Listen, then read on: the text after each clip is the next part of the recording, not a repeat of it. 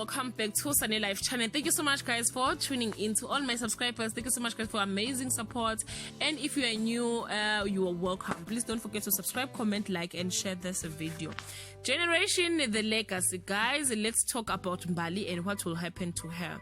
The young girl has been staying in the orphanage because she has no one to take care of her from her family. Jiki kufika uThozamile as Mbali's auntie who wants her back when Lucy and Mbali were starting to get along. Thozamile took Mbali back so that she can force her into usiko lokuthwala, or arranged marriage with an old man in the exchange of money, or so-called lobola.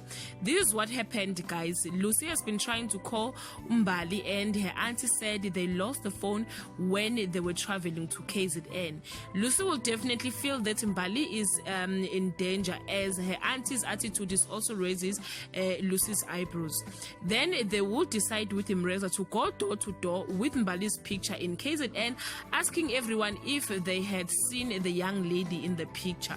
Lucy will also hunt Mbali's auntie for answers. For Thozamile to save her skin, she will say Mbali has run away and she don't know where she is.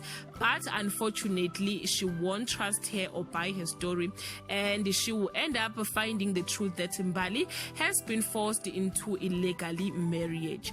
Lucy will do everything in her power to find where Mbali is, and she will organize her people to take Mbali back from that auntie. The plan will to make the whole process look like kidnapping. Indeed, Mbali has found the way to Lucy's heart, as she is willing to even break the law for Mbali's safety. But guys, I hope she will come early before they sexually abuse Mbali. Thank you so much guys for watching. Leave your comment below and share with us what is your take ngosiko lokuthwala, or illegally arranged marriage for young girls. Till we meet again, I love you so much guys. Bye.